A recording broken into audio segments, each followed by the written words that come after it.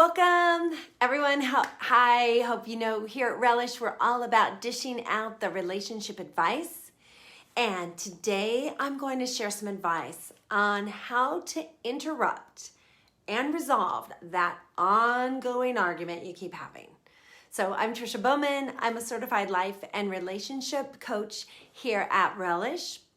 And if you'd like some more great relationship and self-help content, please like, subscribe, and share our videos. And comment, please. We'd love to hear all your comments. Okay, so this argument that you're having, it could be about money, sex, parenting styles, household chores. Those are just some of the common ones. But most often it comes over and over, who does what? And who does what for whom. It could be a lack of loss of trust, or I don't feel respected, or lack of understanding about the different needs for space and independence. So many couples have these arguments, and oftentimes it can be the same argument. Sometimes it may have different names, faces, clothes, but the underlying meaning is still there. So how do you stop this repetitive argument? Okay, my first tip is stop stockpiling resentment. So a lot of recurring arguments start because people tend to be adverse to resolving the conflict or finish the argument and being done with it.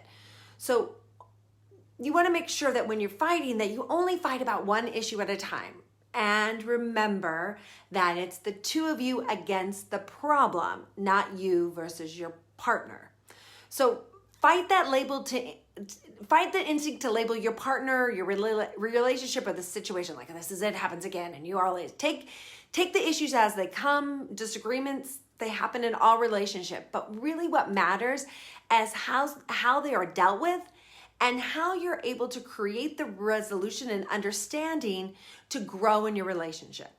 All right, so back to what I was saying earlier. Solution number 2, fight the issue, not each other. Please remember that you're on the same team. I'm going to say it over again. And the issue is what you need to destroy, not one another. And then next, I want you to get to the root of the problem. Recognize that what you're really arguing about is what's underneath the issue. Find the real issue. Because remember, arguments tend to happen when one or both partners feels like their wants or needs aren't being met.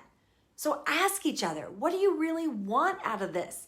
What do you want out of this argument? And communicate what you really want and need, and really be direct, honest, and vulnerable with your partner.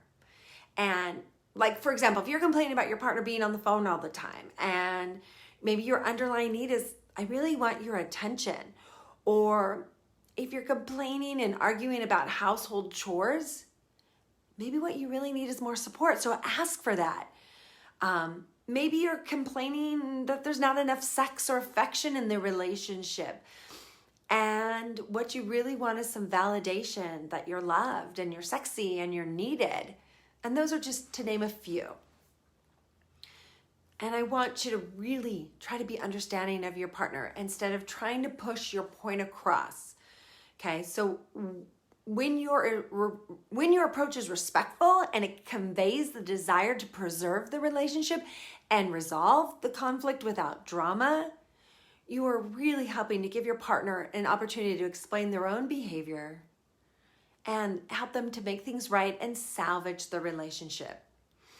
So being able to find a balance between what you both want and what you're comfortable with. And it's really important in a healthy relationship.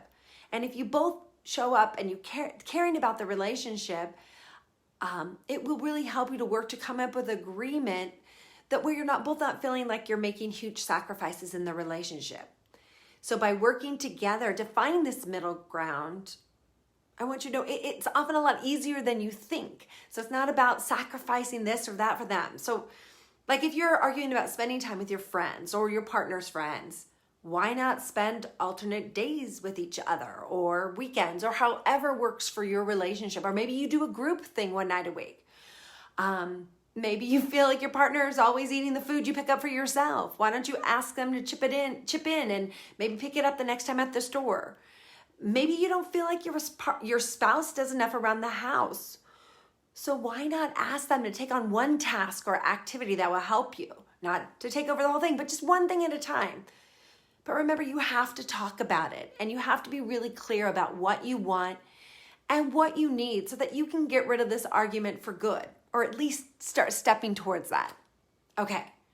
And the fourth thing I want you to do is swap perspectives. Create some empathy for how you feel or for what the partner feels in that situation. In other words, put yourself in their shoes just for a moment. So there's also this fun exercise you can do where you could also try to, maybe, if it's not so tense, argue others' point from their point of view so that you can hear what it sounds like and perhaps develop a better understanding of where the other person's coming from. Another idea is just imagine how you would feel if the roles were reversed, again, in each other's shoes. And be understanding of your partner and their experience instead, again, trying to push your point across. And lastly, I want you to make sure to talk about your issues when you're not angry. Take a time out when you're needed, but make sure if you need it during the argument, but make sure you come back to it and set aside a time where you can come back and handle that issue. So, and maybe you're one of our relishers who already have our weekly team meetings that we share about you and your relationship, which is fantastic. So this is a neutral time when the anger and hurt has subsided from the argument and you can come back and handle the issue at hand. So trying to resolve the argument when you are both tired, heated, upset, hungry, it won't help you get to the best solutions. So set aside a time to really have that conversation when you have the time to discuss it in length, you have the energy and the mental capacity to handle it maybe once and for all, or at least start chipping away at that issue. I really hope that you found some of these tools useful to help you tackle the issues as a team and to stop having the same arguments. And if you'd like a little more help in tackling your issues and creating a healthier, stronger relationship, you can download Relish. Try it for free. Just click on the link below to begin. And I would love it if you like this content that I share today and you want more of it, please subscribe, like, share, and I would love to hear all your comments about your relationship, about what's going on, about this video, and about everything else going on in your life. Have a fantastic day.